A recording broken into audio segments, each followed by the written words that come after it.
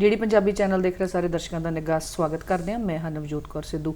जो असी गल करते हैं केंद्र सरकार की, सो केंद्र सरकार के 8 साल पूरे होने ते खास प्रोग्राम डीडी पंजाबी वालों पेश किया जा रहा। केंद्र सरकार के 8 साल काम ते उपलब्धियां ये बारे लाइव असी जुड़े हुए हैं, तुहाडे नाल गलबात करांगे ते इस विषय के उत्ते गलबात करन दे लई सारे काम दे उत्ते केंद्र सरकार के 8 सालों के उत्ते चाक पाउण दे लई साडे नाल अज दे मेहमान भी स्टूडियो पहुंच चुके हैं।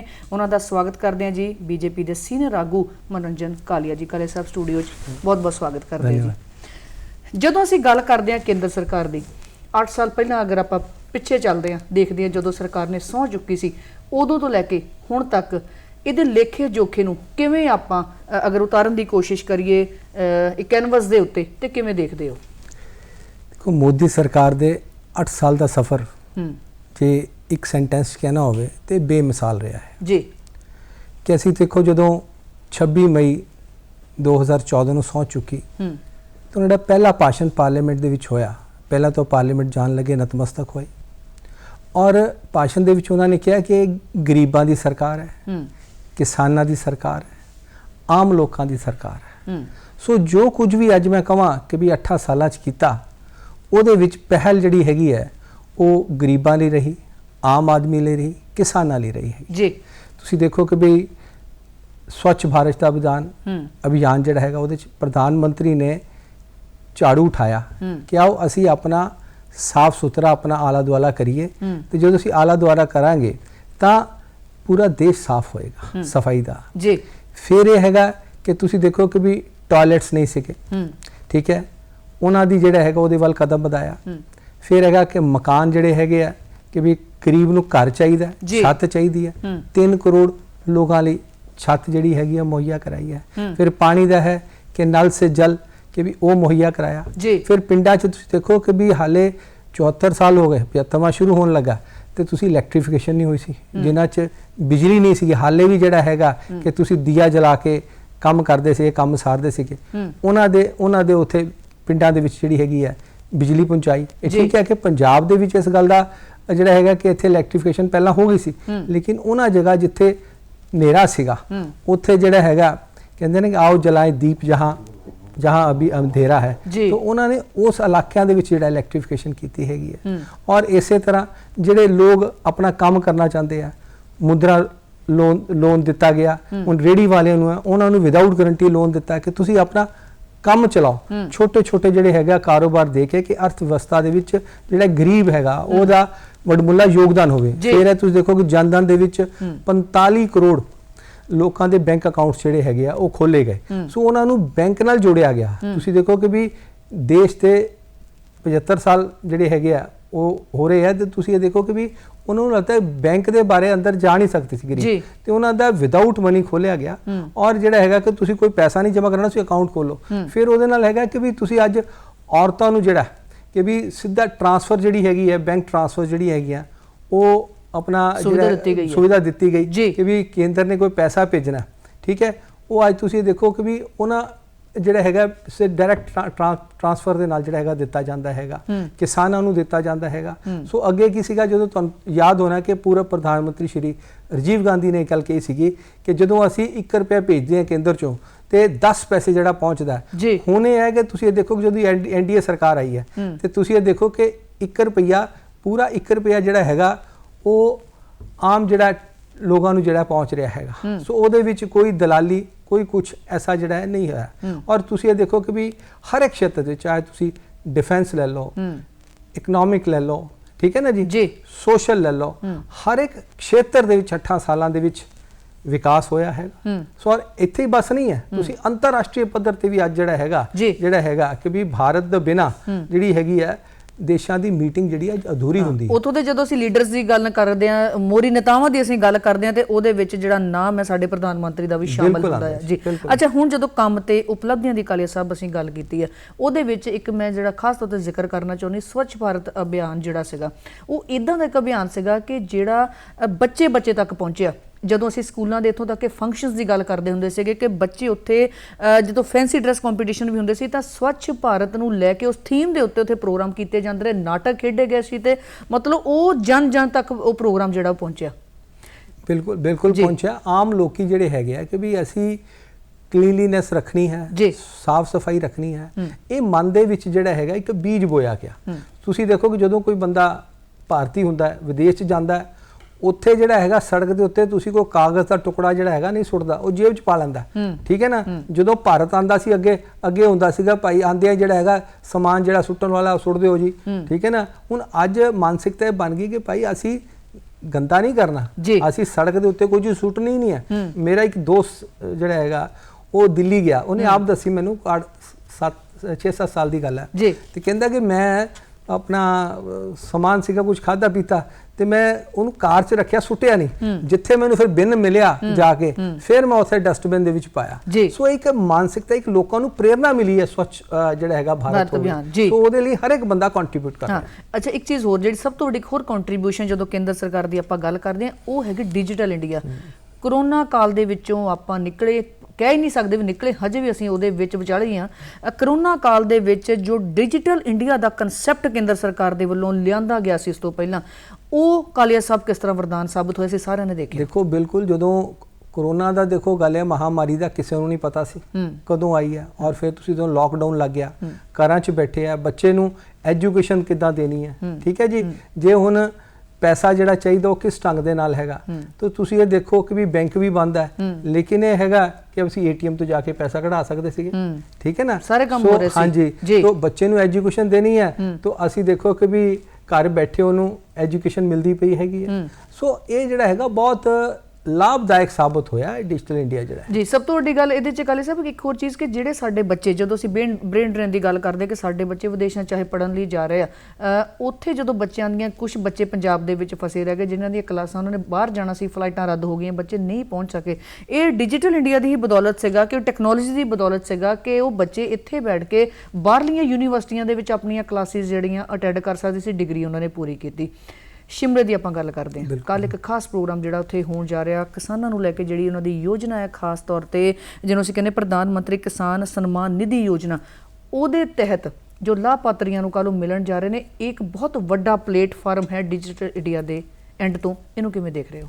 ਦੇਖੋ, ਉੱਥੇ ਪ੍ਰਧਾਨ ਮੰਤਰੀ ਜੀ ਨੇ ਰਿਜ ਦੇ ਉੱਤੇ ਜਿਹੜਾ ਹੈਗਾ ਇਹ ਕਾਰਜਕ੍ਰਮ ਕੀਤਾ ਹੈ, ਕਿਸਾਨ ਸਨਮਾਨ ਨਿਧੀ ਜਿਹੜੀ ਹੈਗੀ ਹੈ, ਉਹਦੇ 'ਚ ਸੋਇਲ ਹੈਲਥ ਕਾਰਡ ਜਿਹੜਾ ਹੈ ਉਹ ਉਹਨਾਂ ਨੇ ਡਿਸਟਰੀਬਿਊਟ ਕਰਨੇ। ਔਰ ਤੁਸੀਂ ਇਹ ਦੇਖੋ ਕਿ ਉਹਦਾ ਲਾਭ ਇਹ ਹੈਗਾ ਕਿ ਜਦੋਂ ਅਸੀਂ ਕੋਈ ਫਸਲ ਉਗਾਣੀ ਹੈ ਤੇ ਅਸੀਂ ਡਾਇਵਰਸੀਫਿਕੇਸ਼ਨ ਆਫ ਕ੍ਰੌਪਸ ਕਰਨੀ ਹੈ, ਤਾਂ ਤੁਸੀਂ ਆਪਣੇ ਜਿਹੜੀ ਜ਼ਮੀਨ ਉਹਦੀ ਕਿਸ ਤਰ੍ਹਾਂ ਦੀ ਹੈਲਥ ਹੈ, ਕਿਸ ਤਰ੍ਹਾਂ ਦਾ ਉਹਨੂੰ ਅਸੀਂ ਉਪਯੋਗ ਲਿਆ ਸਕਦੇ ਹਾਂ, ਕਿਹੜੀ ਫਸਲ ਲੱਗ ਸਕਦੀ ਹੈ, ਸੋ ਇਸ ਦੁਆਰਾ ਜਿਹੜਾ ਹੈਗਾ ਪਤਾ ਲੱਗਦਾ ਹੈ, ਉਹ ਡਿਸਟਰੀਬਿਊਟ ਕਰਨੇ ਆ। ਔਰ ਇਹਦੇ ਨਾਲ ਇੱਕ ਕਿਸਾਨੀ ਨੂੰ, ਖੇਤੀ ਨੂੰ ਜਿਹੜਾ ਹੈਗਾ ਉਹ ਬਹੁਤ ਲਾਭ ਜਿਹੜਾ ਹੈਗਾ ਉਹ ਮਿਲ ਰਿਹਾ, ਔਰ ਅੱਗੇ ਵੀ ਜਿਹੜਾ ਇਸ ਨੂੰ ਵਧੇਗਾ। ਇਸੇ ਤਰ੍ਹਾਂ ਜਿਹੜਾ ਕਿਸਾਨ ਸਨਮਾਨ ਨਿਧੀ ਹੈ ਕਿ ਵੀ ਕਿਸਾਨ ਜਿਹੜਾ ਹੈਗਾ ਹਮੇਸ਼ਾ ਕਰਜ਼ੇ 'ਚ ਰਿਹਾ, ਫਿਰ ਇਹ ਹੈਗਾ ਕਿ ਉਹਨੂੰ ਪੈਸੇ ਦੀ ਲੋੜ ਹੈ, ਤੇ 6000 ਰੁਪਇਆ ਹਰ ਸਾਲ ਜਿਹੜਾ ਹੈਗਾ ਦਿੱਤਾ ਗਿਆ, ਲਗਭਗ 11 ਕਰੋੜ ਦੇ ਉੱਤੇ, 11 ਕਰੋੜ ਤੋਂ ਉੱਪਰ ਜਿਹੜਾ ਹੈਗਾ ਪੈਸਾ ਜਿਹੜਾ ਅੱਜ ਤੁਸੀਂ ਡਿਜੀਟਲ ਇੰਡੀਆ ਤੋਂ ਵੀ ਕਹਿ ਸਕਦੇ ਹੋ ਇਸ ਨੂੰ ਕਿ ਵੀ ਬਟਨ ਦਬਾ ਕੇ ਪ੍ਰਧਾਨ ਮੰਤਰੀ ਨੇ ਹਰ ਇੱਕ ਦੇ ਅਕਾਊਂਟ, ਕਿਸਾਨਾਂ ਦੇ ਅਕਾਊਂਟ, ਹਰ ਇੱਕ ਵਿਅਕਤੀ ਦੇ ਅਕਾਊਂਟ ਦੇ 6000 ਰੁਪਇਆ, ਠੀਕ ਹੈ, 6000 ਰੁਪਇਆ।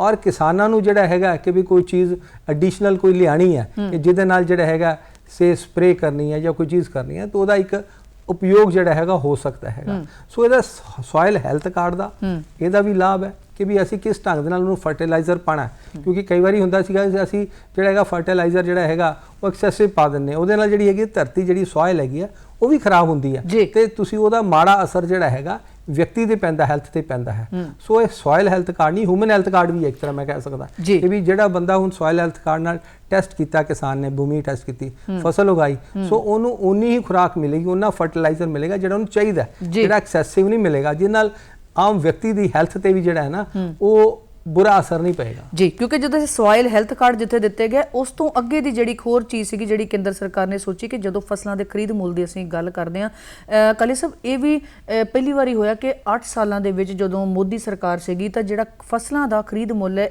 1.5 ਗੁਣਾ ਦੀ ਜਿਹੜੀ ਰਫ਼ਤਾਰ ਹੈ ਉਹਦੇ ਨਾਲ ਇਸ ਵਾਰ ਵਧਿਆ, ਚਾਹੇ ਉਹ ਕਿਸੇ ਵੀ ਜਿਹੜੀ ਫਸਲ ਹੈ ਉਹਦਾ ਭਾਅ ਹੋਵੇ। ਦੇਖੋ, ਗੱਲ ਹੈ ਕਿ MSP ਜਿੰਨੀ ਵਧੀ ਹੈਗੀ ਆ ਪ੍ਰਪੋਰਸ਼ਨੇਟਲੀ, ਤੁਸੀਂ ਦੇਖੋ ਕਿ ਪਹਿਲਾਂ ਜਿਹੜਾ ਉਹਨੇ ਪ੍ਰਪੋਰਸ਼ਨ 'ਚ ਨਹੀਂ ਵਧੀ ਸੀਗੀ, ਫਿਰ ਹੈਗਾ ਕੋਈ ਵਕਤ ਸੀਗਾ ਕਿ ਵੀ ਤੁਸੀਂ ਫੂਡ ਸ਼ਾਰਟੇਜ ਸੀਗੀ, ਤੇ ਉਦੋਂ ਫੂਡ ਸ਼ਾਰਟੇਜ ਸੀ। ਜਦੋਂ ਕੋਈ ਪ੍ਰਾਈਮ ਮਿਨਿਸਟਰ ਜਾਂਦਾ ਸੀ ਉਹ ਕਹਿੰਦਾ ਦੇਖੋ ਬਾਹਰਲੇ ਦੇਸ਼ਾਂ 'ਚ ਕਿ ਵੀ ਭੀਖ ਦਾ ਕਟੋਰਾ ਲੈ ਕੇ ਆਏ ਆ। ਅੱਜ ਸੈਲਫ ਸਫੀਸ਼ੀਐਂਟ ਅਸੀਂ ਆਪ ਐਕਸਪੋਰਟ ਵੀ ਕੀਤਾ ਵੀਟ ਜਿਹੜਾ ਇਹਨਾਂ ਹਾਲਾਤਾਂ ਦੇ ਵਿੱਚ ਜਿਹੜਾ ਐਕਸਪੋਰਟ ਕੀਤਾ, ਔਰ ਪੈਸਾ ਜਿਹੜਾ ਹੈਗਾ ਪੰਪ ਇਨ ਕਰਨ ਦੇ ਲਈ ਅਸੀਂ ਪ੍ਰਾਈਵੇਟ ਪਲੇਅਰਸ ਵੀ ਲੈ ਕੇ ਆਏ ਆ। ਸੋ ਉਹਦੇ ਨਾਲ ਜਿਹੜਾ ਹੈਗਾ ਕਿ ਵੀ ਉਹ ਐਕਸਪੋਰਟ ਕਰਨ ਨਾਲ ਵੀ ਲਾਭ ਹੋਇਆ, ਕਿਸਾਨ ਨੂੰ ਕੀਮਤ ਵੀ ਵੱਧ ਮਿਲੀ। ਠੀਕ ਹੈ ਕਿ ਜਦੋਂ ਦੇਖਿਆ ਕਿ ਵੀ ਇੱਥੇ ਮਹਿੰਗਾਈ ਹੋ ਰਹੀ ਹੈ ਤਾਂ ਅਸੀਂ ਐਕਸਪੋਰਟ ਜਿਹੜੀ ਬੰਦ ਕਰਤੀ ਹੈਗੀ ਹੈ। ਸੋ ਉਸ ਨਾਤੇ ਜਿਹੜਾ ਹੈਗਾ ਕਿ ਅੱਜ ਅਸੀਂ ਐਕਸਪੋਰਟਰ ਬਣ ਗਏ ਆ ਜਿਹੜਾ ਵੀਟ ਦੇ ਵਿੱਚ। ਸੋ ਇੱਕ ਬਹੁਤ ਬੜੀ ਉਪਲਬਧੀ ਹੈ ਇਸ ਲਈ, ਕਿਉਂਕਿ ਜਦੋਂ ਅਸੀਂ ਫੂਡ ਨੂੰ, ਭੋਜਨ ਨੂੰ ਉਗਾਉਣ ਦੀ ਗੱਲ ਕਰਦੇ ਹਾਂ, ਉਹਨੂੰ ਤਿਆਰ ਕਰਨ ਦੀ ਗੱਲ ਕਰਦੇ ਹਾਂ, ਜਦੋਂ ਅਸੀਂ ਫਿਰ ਕੇਂਦਰ ਸਰਕਾਰ ਦੇ ਕੰਮਾਂ ਦੇ ਉੱਤੇ ਆਉਂਦੇ ਹਾਂ ਤੇ ਜਦੋਂ ਜਿਹੜੀ ਕੱਲ੍ਹ ਸਭ ਤੁਸੀਂ ਗੱਲ ਕੀਤੀ ਉਹਦੇ ਵਿੱਚ ਜਿਹੜਾ ਇੱਕ ਮੈਗਾ ਫੂਡ ਪਾਰਕ ਸਕੀਮ ਸੀਗੀ ਜਿਹੜੀ ਕੇਂਦਰ ਸਰਕਾਰ ਦੀ, ਉਹ ਵੀ ਲਿਆਂਦੀ ਗਈ, ਜਿਹਦੇ ਤਹਿਤ ਜਿਹੜੇ ਕਿਸਾਨ ਸੀਗੇ ਉਹ ਆਪਣੇ ਤਹਿਤ ਜਿਹੜਾ ਇਹ ਫੂਡ ਸੀਗਾ, ਭੋਜਨ ਸੀਗਾ, ਉਹਨੂੰ ਭੇਜ ਸਕਦੇ ਸੀਗੇ, ਅੱਗੇ ਵੇਚ ਸਕਦੇ ਸੀਗੇ, ਇੱਕ ਵੱਡੇ ਮੰਚ ਤੇ ਆ ਕੇ ਉਹਨੂੰ ਤਿਆਰ ਕਰ ਸਕਦੇ ਸੀਗੇ। ਇਦਾਂ ਦੀਆਂ ਜਿਹੜੀਆਂ ਚੀਜ਼ਾਂ ਨੇ ਹੌਸਲਾ ਵਧਾਉਂਦੀਆਂ ਨੇ ਕਿਸਾਨਾਂ ਦਾ ਬਹੁਤ। ਦੇਖੋ ਬਿਲਕੁਲ ਜੀ, ਬਿਲਕੁਲ ਗੱਲ ਇਹ ਹੈ ਕਿ ਅੰਨ ਭਗਵਾਨ ਕਿਹਾ ਗਿਆ ਸਾਡੇ ਸ਼ਾਸਤਰਾਂ 'ਚ ਵੀ। ਸੋ ਉਸ ਨਾਤੇ ਉਹਦੀ ਵੇਸਟੇਜ ਨਹੀਂ ਹੋਣੀ ਚਾਹੀਦੀ। ਤਾਂ ਉਸ ਨੂੰ ਮਨੋਰਥ ਰੱਖਦੇ ਹੋਇਆ ਕਿ ਵੀ ਅਸੀਂ ਪੇਟ ਦੇ ਕਿਸੇ ਪੇਟ ਦੇ ਵਿੱਚ ਜਾਵੇ, ਭੁੱਖੇ ਪੇਟ 'ਚ ਚਲ ਜਾਏ। ਐਕਸਪੋਰਟ ਵੀ ਕੀਤਾ। ਫੂਡ ਪ੍ਰੋਸੈਸਿੰਗ ਪਾਰਕ ਦਾ ਮਤਲਬ ਹੈਗਾ ਕਿ ਵੀ ਤੁਸੀਂ ਉੱਥੇ ਇੰਡਸਟਰੀ ਲੱਗੇਗੀ, ਫੂਡ ਇੰਡਸਟਰੀ ਲੱਗੇ, ਔਰ ਉਹ ਜਿਹੜਾ ਹੈਗਾ ਪ੍ਰੋਸੈਸਿੰਗ ਕਰਕੇ ਜਿਹੜਾ ਹੈਗਾ ਅਸੀਂ ਆਉਣ ਵਾਲੇ ਵਕਤ ਦੇ ਵਿੱਚ ਉਹਨੂੰ ਉਪਯੋਗ ਤੇ ਲਿਆ ਸਕਦੇ ਹਾਂ, ਨਾ ਕਿ ਉਹ ਵੇਸਟ ਹੋਵੇ। ਸੋ ਇਹ ਜਿਹੜੀ ਹੈਗੀ ਬੜੀ ਵੱਡੀ ਸੋਚ ਹੈ ਕਿ ਕਿਸਾਨੀ ਦੇ ਉਥਾਨ ਦੇ ਲਈ ਜੀ। ਕਿਉਂਕਿ ਜਦੋਂ ਅਸੀਂ ਗੱਲ ਕਰਦੇ ਹਾਂ ਆਪਣੇ ਸਮਾਜ ਦੀ, ਤਾਂ ਸਮਾਜ ਦੇ ਵਿੱਚ ਇਹ ਜ਼ਰੂਰੀ ਹੋ ਜਾਂਦਾ ਕਿ ਉੱਥੇ ਹਰ ਤਰ੍ਹਾਂ ਦਾ ਜਿਹੜਾ ਵਰਗ ਹੈ ਉਹਦੇ ਬਾਰੇ ਸੋਚਿਆ ਜਾਵੇ, ਤੇ ਸਰਕਾਰ ਦੇ ਹੀ ਕੰਮ ਨੇ। ਕੇਂਦਰ ਸਰਕਾਰ ਦੀ ਜਦੋਂ ਅਸੀਂ ਗੱਲ ਕਰਦੇ ਹਾਂ, ਕਿਸਾਨਾਂ ਬਾਰੇ ਕਾਲੀਆ ਸਾਹਿਬ ਨੇ ਦੱਸਿਆ, ਤੇ ਜਦੋਂ ਅਸੀਂ ਸਮਾਜ ਦਾ ਇੱਕ ਹੋਰ ਅਹਿਮ ਹਿੱਸਾ ਹੈ ਜਿਹਨੂੰ ਅਸੀਂ ਕਾਰੋਬਾਰੀ ਕਹਿੰਦੇ ਹਾਂ, ਪਰ ਜਿਹੜਾ ਛੋਟਾ ਕਾਰੋਬਾਰੀ ਹੈ ਉਹਨੂੰ ਕਿਤੇ ਨਾ ਕਿਤੇ ਦਿੱਕਤਾਂ ਦਾ ਸਾਹਮਣਾ ਕਰਨਾ ਪੈਂਦਾ। ਉਹਦੇ ਲਈ ਵੀ ਖਾਸ ਤੌਰ ਤੇ ਜਿਹੜੀ ਸਵੈ ਨਿਧੀ ਯੋਜਨਾ ਕੇਂਦਰ ਸਰਕਾਰ ਦੇ ਵੱਲੋਂ ਲਿਆਂਦੀ ਗਈ, ਉਹਦੇ ਨਾਲ ਵੀ ਛੋਟੇ ਕਾਰੋਬਾਰੀਆਂ ਨੂੰ ਖਾਸ ਤੌਰ ਤੇ ਲਾਭ ਦਿੱਤੇ ਗਏ। ਮੈਂ ਤੁਹਾਨੂੰ ਜਿਸ ਤਰ੍ਹਾਂ ਪਹਿਲਾਂ ਵੀ ਜ਼ਿਕਰ ਕੀਤਾ ਹੈ ਕਿ ਅਸੀਂ ਤਾਂ ਰੇੜੀ ਵਾਲੇ ਦਾ ਵੀ ਖਿਆਲ ਰੱਖਿਆ, ਉਹਨੂੰ ਵਿਦਆਊਟ ਗਰੰਟੀ ਲੋਨ ਦਿੱਤਾ ਕਿ ਤੂੰ ਆਪਣਾ, ਤੈਨੂੰ ਪੈਸੇ ਦੀ ਲੋੜ ਹੈ, ਤੈਨੂੰ ਕਿਤੋਂ ਮੰਗਣ ਦੀ ਲੋੜ ਨਹੀਂ ਹੈਗੀ ਹੈ। ਫਿਰ ਇਹ ਹੈਗਾ ਕਿ ਵੀ ਜਦੋਂ ਤੁਸੀਂ ਪ੍ਰਾਈਵੇਟ ਕੋਲ ਲੈਂਦੇ ਹੋ 2-2, 3-3% ਜਿਹੜਾ ਹੈਗਾ ਲੋਨ ਜਿਹੜਾ ਹੈਗਾ ਉਹ ਇੰਟਰਸਟ ਲੈਂਦੇ ਆ ਉਹਨਾਂ ਤੋਂ। ਤਾਂ ਉਹ ਹੈਗਾ ਕਿ ਵੀ ਭਾਈ ਤੁਸੀਂ ਜਾਓ ਬੈਂਕ 'ਚ ਜਾਓ, ਵਿਦਆਊਟ ਗਰੰਟੀ, ਸਰਕਾਰ ਗਰੰਟੀ ਕਰੇਗੀ ਜੇ ਤੁਸੀਂ ਨਹੀਂ ਪੇ ਕਰ ਸਕਦੇ ਤੇ ਤੁਹਾਨੂੰ ਜਿਹੜਾ ਲੋਨ ਮਿਲੇਗਾ, ਤੁਸੀਂ ਆਪਣਾ ਕਾਰੋਬਾਰ ਵਧਾਓ ਔਰ ਭਾਰਤ ਦੀ ਅਰਥ ਵਿਵਸਥਾ ਵਿੱਚ ਇੱਕ ਆਮ ਵਿਅਕਤੀ, ਇੱਕ ਮੱਧਮ ਵਿਅਕਤੀ, ਗਰੀਬ ਵਿਅਕਤੀ ਜਿਹੜਾ ਹੈ ਉਹ ਵੀ ਆਪਣਾ ਯੋਗਦਾਨ ਜਿਹੜਾ ਹੈਗਾ ਉਹ ਪਾ ਸਕੇਗਾ। ਬਿਲਕੁਲ ਇੱਕ ਵੋਕਲ ਫॉर ਲੋਕਲ ਸੀ ਜਿਹੜਾ ਰਹਿੰਦਾ ਕਿ ਜਿਹੜੇ ਸਾਡੇ ਘਰੇਲੂ ਉਦਯੋਗ ਨੇ ਜਿਹੜੇ ਉਹਨਾਂ ਨੂੰ ਸਾਨੂੰ ਮਹੱਤਵ ਦੇਣਾ, ਕਿਉਂਕਿ ਸਮੇਂ ਦੀ ਮਾਰ ਪਈ, ਹੌਲੀ ਹੌਲੀ ਅਸੀਂ ਲੋਕ ਵੱਡੀਆਂ ਚੀਜ਼ਾਂ ਦੇ ਵੱਲ ਆਕਰਸ਼ਿਤ ਹੋ ਗਏ ਤੇ ਜਿਹੜੇ ਸਾਡਾ ਘਰੇਲੂ ਉਦਯੋਗ ਸੀਗੇ ਉਹਨਾਂ ਤੋਂ ਅਸੀਂ ਦੂਰ ਹੋ ਗਏ। ਸੋ ਉਹ ਇੱਕ ਨਾਰਾ ਜੋ ਮੋਦੀ ਸਾਹਿਬ ਨੇ ਦਿੱਤਾ। ਹਾਂ, ਵੋਕਲ ਫॉर ਲੋਕਲ ਜੀ, ਕਾਟੇਜ ਇੰਡਸਟਰੀ ਨੂੰ बढ़ाਉਣ ਦਾ ਜਿਹੜਾ ਹੈਗਾ ਉਪਯੋਗ ਜਿਹੜਾ ਹੈਗਾ ਉਹਦੇ 'ਚ ਬਹੁਤ ਲਾਭ ਹੋਇਆ। ਔਰ ਇਸੇ ਤਰ੍ਹਾਂ ਤੁਸੀਂ ਦੇਖੋ ਕੱਲ ਮਨ ਕੀ ਬਾਤ ਸੀ ਜੀ, ਠੀਕ ਹੈ, ਪ੍ਰਧਾਨ ਮੰਤਰੀ ਜੀ ਨੇ ਕਈ ਏਰੀਆਜ਼ ਦੇ ਜਿਹੜੇ ਰਿਮੋਟ ਜਿਹੜੇ ਸੀਗੇ ਉਹਨਾਂ ਦਾ ਜਿਹੜਾ ਹੈਗਾ ਤੁਸੀਂ ਉੱਥੇ ਦੀ ਕਾਟੇਜ ਇੰਡਸਟਰੀ, ਉੱਥੇ ਦਾ ਤੁਸੀਂ ਜਿਹੜਾ ਸੰਸਕ੍ਰਿਤੀ ਨਾਲ ਜੁੜਿਆ ਹੋਇਆ, ਠੀਕ ਹੈ, ਕਾਰੋਬਾਰ ਸੀਗਾ, ਉਹਨੂੰ बढ़ावा ਦਿੱਤਾ ਜੀ, ਠੀਕ ਹੈ, ਇਸ ਛੋਟੇ ਮੁਦਰਾ ਲੋਨ ਨੇ ਜਿਹੜਾ ਹੈਗਾ। ਔਰ ਇਸ ਨਾਲ ਇਹ ਹੁੰਦਾ ਹੈ ਕਿ ਵੀ ਜਿਹੜਾ ਹੋਰ ਵੀ ਪ੍ਰੇਰਨਾ ਮਿਲਦੀ ਹੈ ਜਦੋਂ ਮਨ ਕੀ ਬਾਤ ਦੇ ਵਿੱਚ ਪ੍ਰਧਾਨ ਮੰਤਰੀ ਜੀ ਦਿਖਾਉਂਦੇ ਆ ਕਿ ਵੀ ਇਹ ਜਿਹੜਾ ਹੈਗਾ ਕਾਟੇਜ ਇੰਡਸਟਰੀ ਤੋਂ ਜਾਂ ਕੁਟੀਰ ਉਦਯੋਗ ਤੋਂ ਜਾਂ ਛੋਟਾ ਕੋਈ अपना लगाया उसने, इनोवेटिव भी है, तो फिर बाकी भी ਜਿਹੜਾ ਐਮੂਲੇਟ ਕਰਦੇ ਆ ਜੀ।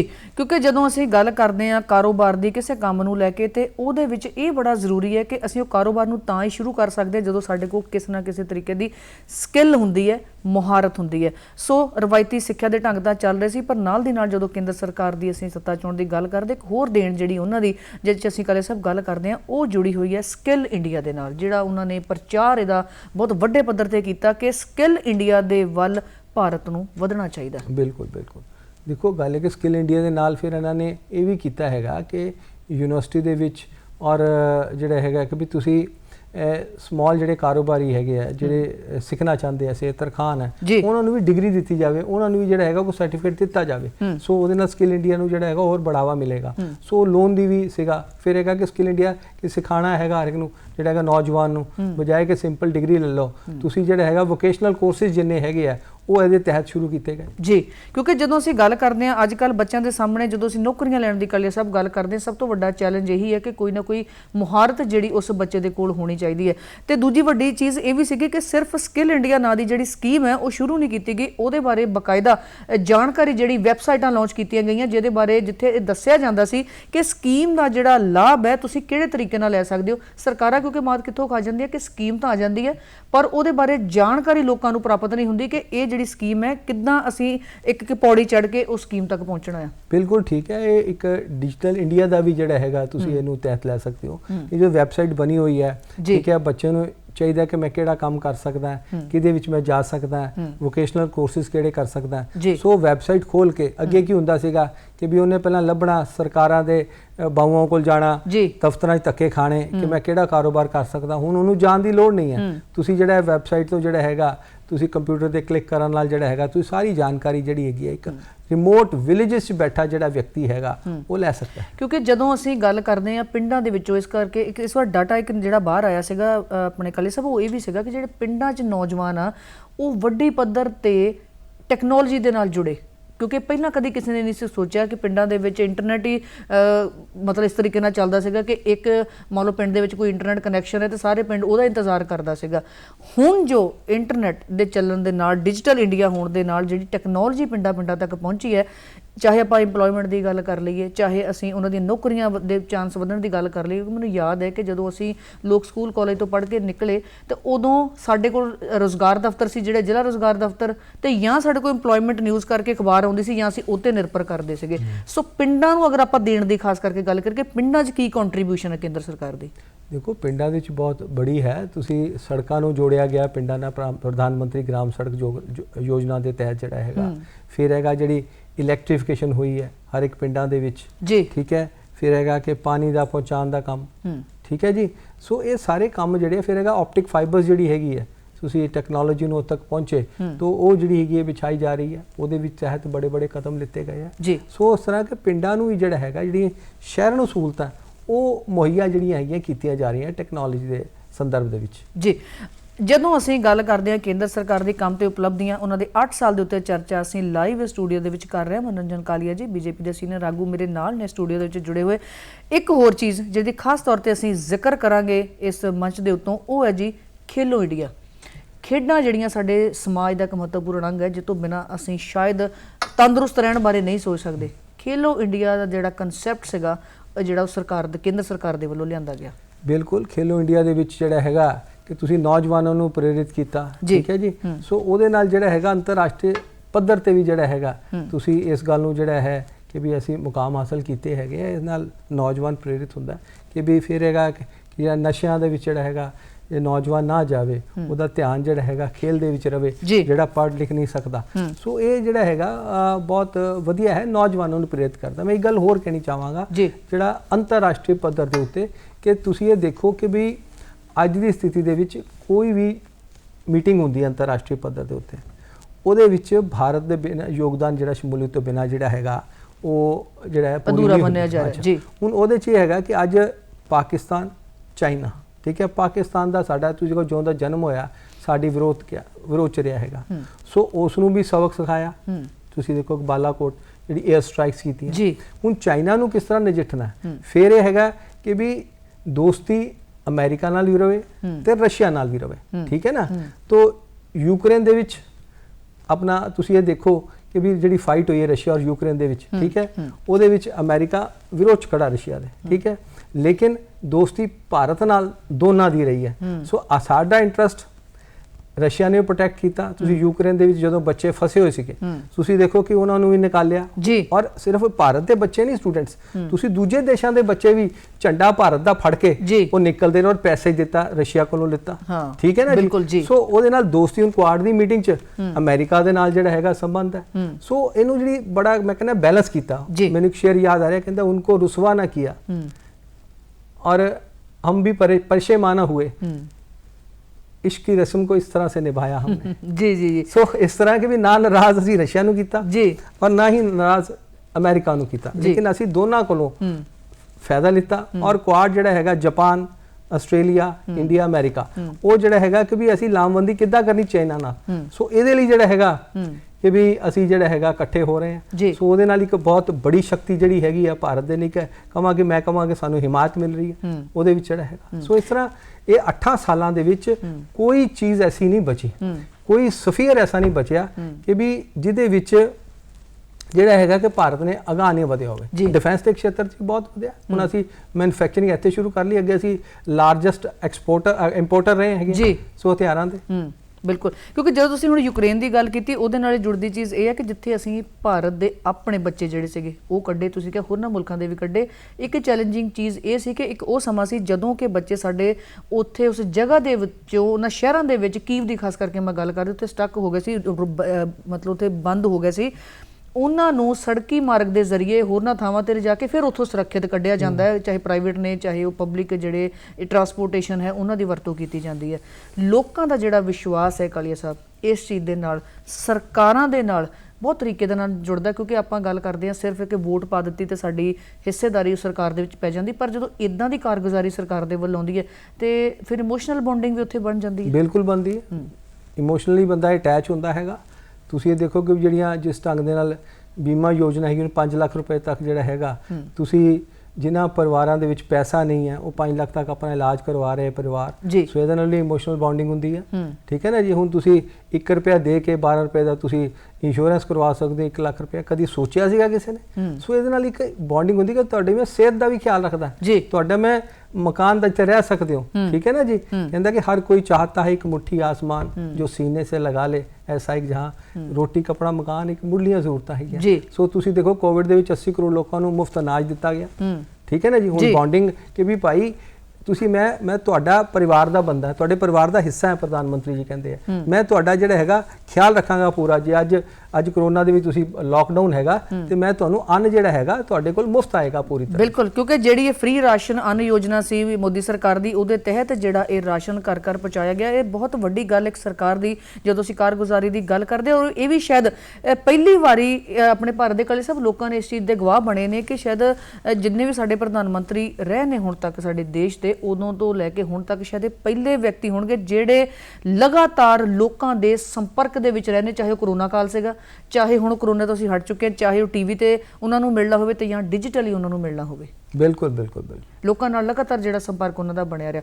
ਕਰੋਨਾ ਕਾਲ ਦੀ ਗੱਲ, ਕਿਉਂਕਿ ਕਰੋਨਾ ਦੀ ਗੱਲ ਚੱਲੀ, ਇੱਕ ਚੀਜ਼ ਹੋਰ ਯਾਦ ਆਈ ਕਿ ਉਹ ਸਮਾਂ ਜਦੋਂ ਸ਼ਾਇਦ ਲੋਕਾਂ ਨੇ ਭਾਰਤ ਦੇ ਬਾਰੇ ਇੱਕ ਕਈ ਵਾਰੀ ਅਨੁਮਾਨ ਲਗਾਉਣੇ ਸ਼ੁਰੂ ਕਰ ਦਿੱਤੇ ਕਿ ਜੇ ਇਹ ਮਹਾਮਾਰੀ ਭਾਰਤ ਵਰਗੇ ਦੇਸ਼ 'ਚ ਵੜ ਗਈ ਤਾਂ ਇੱਥੋਂ ਨਿਕਲ ਨਹੀਂ ਸਕਦੀ, ਕਿਉਂਕਿ ਇੱਥੇ ਕਿਸੇ ਵੀ ਤਰ੍ਹਾਂ ਦਾ ਪ੍ਰਬੰਧ ਨਹੀਂ ਹੈਗਾ, ਖਾਸ ਕਰਕੇ ਜੇ ਵੱਡੇ ਵੱਡੇ ਮੁਲਕ ਹਿਲਾ ਕੇ ਰੱਖ ਦਿੱਤੇ ਨੇ ਤੇ ਭਾਰਤ ਕੀ ਚੀਜ਼ ਹੈ।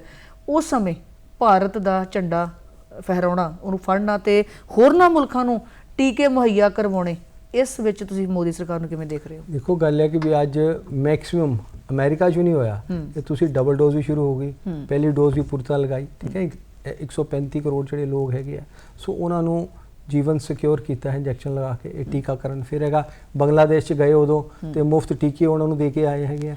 ਜਿੱਥੇ ਹੋਰਨਾਂ ਦੇਸ਼ਾਂ ਨੂੰ ਜ਼ਰੂਰਤ ਪਈ ਹੈ ਉੱਥੇ ਵੀ ਜਿਹੜਾ ਹੈਗਾ ਅਸੀਂ ਜਿਹੜੇ ਉਹਨਾਂ ਨੂੰ ਮੁਹੱਈਆ ਕਰਾਇਆ। ਅਸੀਂ ਸਿਰਫ ਕਹਿੰਦੇ ਨੇ ਵਸੂਦੇਵ ਕੁਟੰਬਕਮ, ਕਿ ਵੀ ਅਸੀਂ ਸਿਰਫ ਆਪਣਾ ਪਰਿਵਾਰ ਹੀ ਨਹੀਂ ਹੈ, ਆਪਣਾ ਦੇਸ਼ ਨਹੀਂ ਹੈ, ਪੂਰਾ ਅਸੀਂ ਵਿਸ਼ਵ ਨੂੰ ਜਿਹੜਾ ਆਪਣਾ ਪਰਿਵਾਰ ਸਮਝਦੇ ਹਾਂ। ਸੋ ਉਸ ਨਾਤੇ ਜਿਹੜਾ ਹੈਗਾ ਇੱਕ ਜਿਹੜੀ ਵਿਚਾਰਧਾਰਾ ਸਾਡੀ ਸੰਸਕ੍ਰਿਤੀ ਦਾ ਹਿੱਸਾ ਹੈ, ਸੰਸਕ੍ਰਿਤੀ ਹੈ, ਸੋ ਉਸ ਨੂੰ ਜਿਹੜਾ ਹੈਗਾ ਕਿ ਵੀ ਫੋਲੋ ਕਰਦਿਆਂ ਹੋਇਆ तो उन्होंने पूरे दूसरे देशों च भी हेल्प की उन्होंने कोविड दौरान।